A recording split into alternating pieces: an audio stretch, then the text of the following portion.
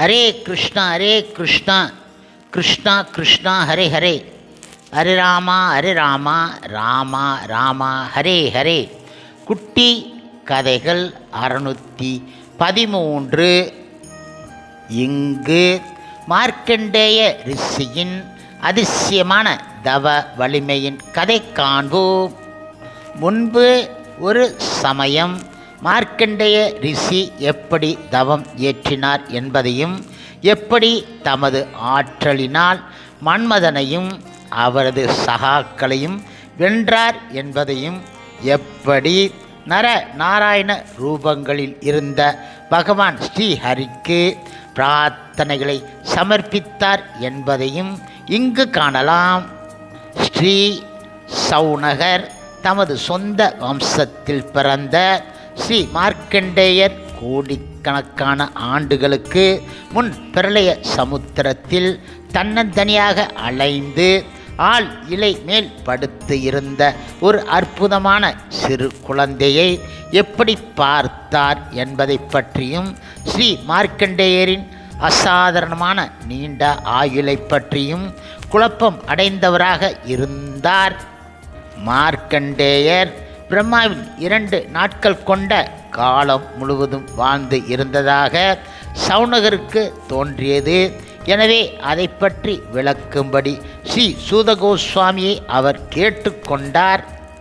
அதற்கு சூதகோஸ்வாமி பின்வருமாறு பதிலளித்தார். மார்க்கண்டேய ரிஷி தனது தந்தையிடமிருந்து உபநயனத்தை பெற்ற பிறகு தமது வாழ்நாள் முழுவதும் நைஷ்டிக பிரம்மச்சரிய விரதத்தை மேற்கொண்டார். பிறகு அவர் மனுவின் 6 ஆயுட்காலங்களுக்கு பரம புருஷராகிய ஸ்ரீ ஹரியை வழிபட்டார். 7வது மன்வந்தரத்தில் இந்திரன் காமதேவனையும் அவரது சகாக்களையும் அனுப்பி முனிவரின் தவத்தை கலைக்கச் சொன்னான். ஆனால் மார்க்கண்டேய ரிஷி தமது தவ வலிமையினால் அவர்களை வென்றுவிட்டார். பிறகு பகவான் ஸ்ரீ ஹரி மார்க்கண்டேயருக்கு அருள் புரிவதற்காக தமது நாராயண ரூபத்தில் அவர் முன் தோன்றினார். ஸ்ரீ மார்க்கண்டேயர் அவர்கள் முன் விழுந்து வணங்கி அவர்களுக்கு சுகமான ஆசனங்களை அளித்தும், அவர்களது திருப்பாதங்களை கழுவ தண்ணீர் கொடுத்தும், மரியாதைக்குரிய மற்ற காணிக்கைகளை கொடுத்தும் அவர்களை வழிபட்டார். பிறகு அவர் பின்வருமாறு பிரார்த்தனை செய்தார். சக்தி படைத்த பகவான் அவர்களே, தாங்கள் அனைத்து ஜீவன்களின் பிராண வாயுவை உயிர்ப்பித்து உலகங்களையும் காத்து துன்பத்தை அழித்து முக்தியை அருள்கின்றீர்கள். தங்களிடம் சரண் அடைந்தவர்கள் எந்தவிதமான துன்பத்தினாலும் வெல்லப்படுவதை ஒருபோதும் தாங்கள் அனுமதிப்பது கிடையாது. தங்களுடைய தாமரை திருப்பாதங்களை அடைவது ஒன்றே பந்தப்பட்ட ஆத்மாக்களுக்கு மங்களம் அளிப்பதாகும். தங்களுக்கு சேவை செய்தால் அவர்களுடைய ஆசைகள் எல்லாம் நிறைவேறுகின்றன. உங்களுடைய தூய சத்துவகுண லீலைகளினால் எவருக்கும் பௌதிய வாழ்வில் இருந்து முக்தியை அருள முடியும்.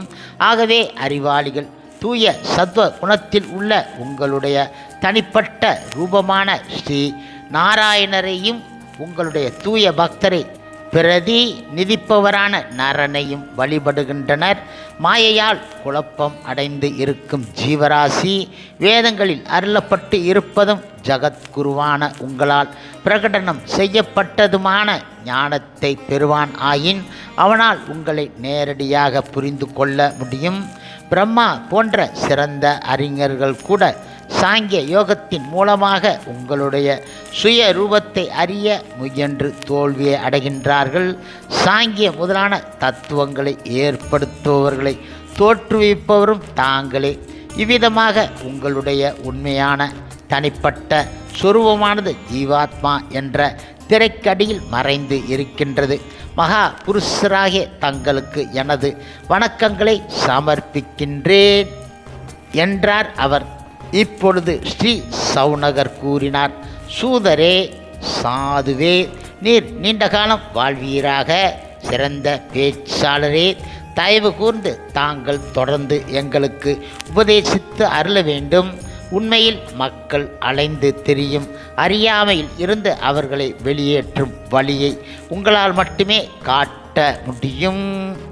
சூத கோஸ்வாமி அவரது ஸ்ரீமத் பாகவத வர்ணனையை முடிக்க இருப்பதை முனிவர்கள் கண்டுவிட்டார்கள்.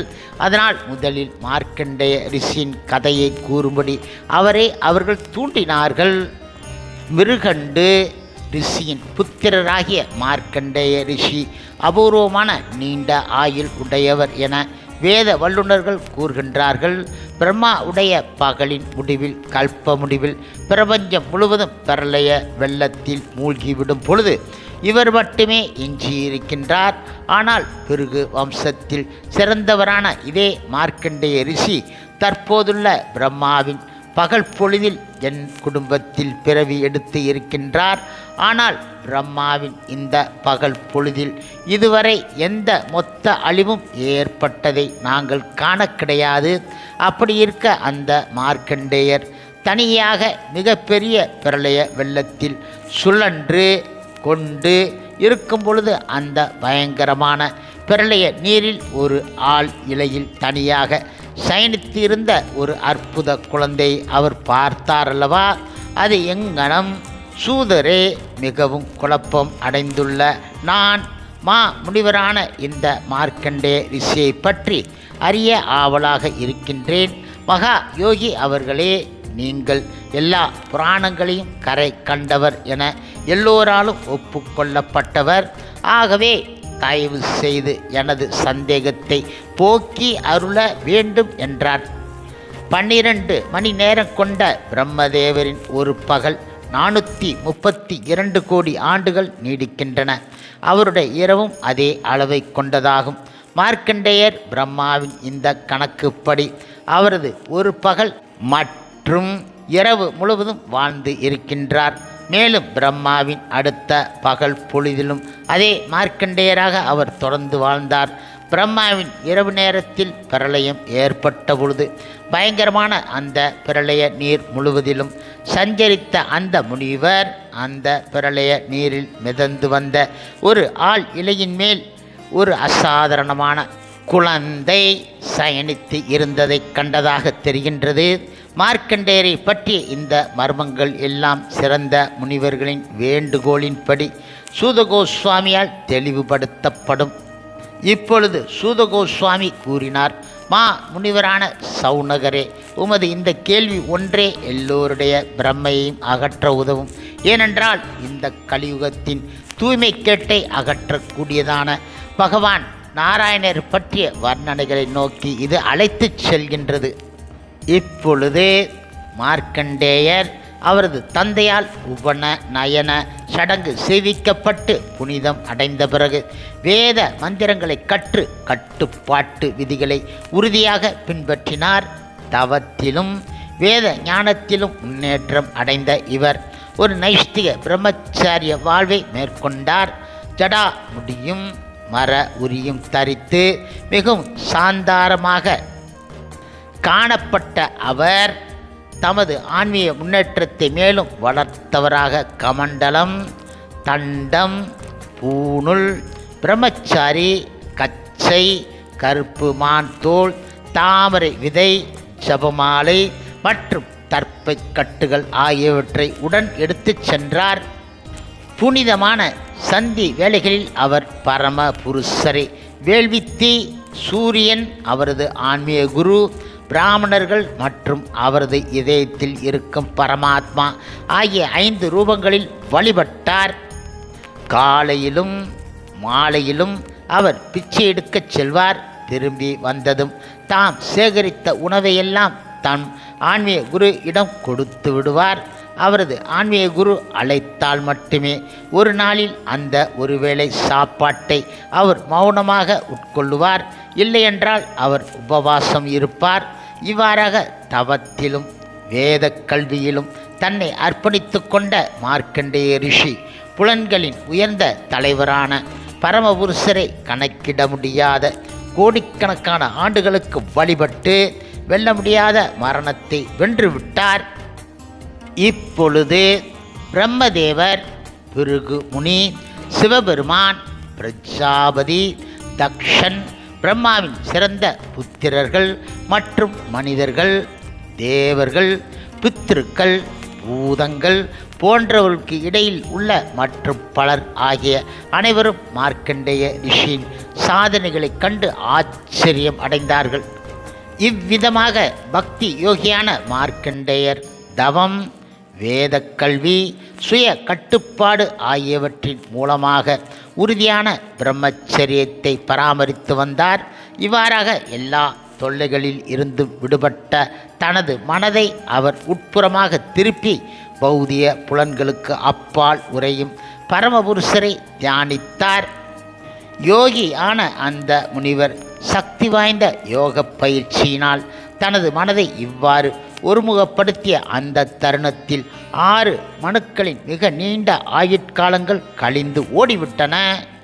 பிராமணரே, தற்போதைய 7வது மனுவின் ஆட்சி காலத்தில் மார்க்கண்டேயன் தவங்களை பற்றி அறிந்த தேவ இந்திரன் வளர்ந்து வரும் அவரது யோக சக்திகளைக் கண்டு மிக மிக அச்சம் அடைந்த அந்த முனிவரின் தவத்தை கலைக்க முயன்றார். அந்த முனிவரின் ஆன்மீக பயிற்சிகளை பாழாக்க மன்மதன் அழகிய அப்சரசுகள், நடன மங்கைகள், வசந்த காலம் மற்றும் சந்தன வாசனை உடைய மலையமலை காற்று ஆகியவற்றுடன் பேராசை மற்றும் மதுவெறி ஆகிய உருவங்களையும் இந்திரன் அவரிடம் அனுப்பி வைத்தார். மிகவும் சக்தி வாய்ந்த சௌனகரே, புகழ்பெற்ற சித்ரா சிகரத்துக்கு அருகே ஓடும் புஷ்பபத்ரா நதிக்கரையில் உள்ள இமய மலையின் வடக்கு புறத்தில் அமைந்த மார்க்கண்டேயரின் ஆசிரமத்திற்கு அவர்கள் சென்றார்கள். புண்ணியமான மரங்கள் அடர்ந்த தோப்புக்கள் மார்க்கண்டேய ரிஷியின் புனித ஆசிரமத்தை அழகுபடுத்தின. பல பிராமண சாதுக்கள் அபரிதமான சுத்தமான புனித குட்டைகளை அனுபவித்தபடி அங்கு வாழ்ந்து வந்தார்கள். அந்த ஆசிரமம் மதம் கொண்ட வண்டுகளின் ரீங்காரம், கிளர்ச்சி அடைந்த குயில்களின் கூவல்கள், குதூகலம் அடைந்த மயில்கள் இவைகளின் நடனம் ஆகியவற்றினால் சூழப்பட்டு இருந்தன. உண்மையில் மதம் கொண்ட பறவை இனங்கள் பல அங்கு குழுமி இருந்தன. இந்திரனால் அனுப்பப்பட்ட வசந்தகால மலை காற்று அருகில் இருந்த நீர்வீழ்ச்சிகளில் இருந்து தெளித்து சிதறிய குளுமையான நீர்த்துளிகளை சுமந்தபடி அங்கு நுழைந்தது. காட்டு மலர்களை தழுவி சென்றதால் நறுமணம் பெற்ற அந்த இளங்காற்று ஆசிரமத்தில் நுழைந்து மன்மதனின் காம உணர்ச்சி எழுப்ப துவங்கி விட்டது. பிறகு மார்க்கண்டேயரின் ஆசிரமத்தில் வசந்த காலம் தோன்றியது. உண்மையில் உதயமாகும் சந்திர ஒளியால் பிரகாசித்த மாலை நேர வானம் வசந்தத்தின் முகமாக இருந்தது. மரம், செடி, கொடி இவைகளின் கூட்டங்கள் அரும்புகளாலும் புதிதாக மலர்ந்த மலர்களாலும் மூடப்பட்டு இருந்தன. பிறகு பல சொர்க்கலோக பெண்களுக்கு தலைவரான மன்மதன் கையில் வில்லையும் அம்புகளையும் ஏந்தியபடி அங்கு வந்து சேர்ந்தார். அவரை பின்தொடர்ந்து வாத்திய கருவிகளை வாசித்து கொண்டும் பாடிக்கொண்டும் சென்ற கந்தர்வ கூட்டங்கள் வந்து சேர்ந்தன. அந்த முனிவர் வேள்வித்தீயில் அப்பொழுதுதான் ஹோமம் செய்து முடித்துவிட்டு தியானத்தில் அமர்ந்து இருந்ததை இந்திரன் உடைய இந்த சேவர்கள் கண்டுவிட்டார்கள். மெய் மறந்த நிலையில் கண்களை மூடிக்கொண்டு இருந்த அவர் அக்னியே உருவானவர் போல் வெல்ல முடியாதவராக காணப்பட்டார். இப்பொழுது அழகான பெண்கள் அந்த முனிவரின் முன் நடனம் ஆடினார்கள். ஸ்வர்க்கலோக பாடகர்கள் மிருதங்கம், தாளம், வீணை ஆகிய மனங்கவரும் வாத்தியங்களுக்கு ஏற்ப பாடினார்கள். ரஜோ குணத்தின் மகனும் பேராசின் மொத்த உருவமும் வசந்தமும் இந்திரனின் மற்ற சேவகர்களும் மார்க்கண்டேயரின் மனதை கலைக்க முயன்றார்கள். மன்மதன் தனது 5 முக அம்பை எடுத்து தனது வில்லில் பொருத்தினார். இப்பொழுது புஞ்சி கஸ்தலி என்ற அப்சரஸ் சில பொம்மை பந்துகள் உடன் விளையாடுவது போன்று ஆட்டம் காட்டினால் அவளது இடை அவளது பெரிய மார்பகங்களால் அழுத்தப்பட்டு இருந்தன. அவளது கேசத்தில் இருந்து மலர்ச்சரங்கள் கலைந்து ஓடின.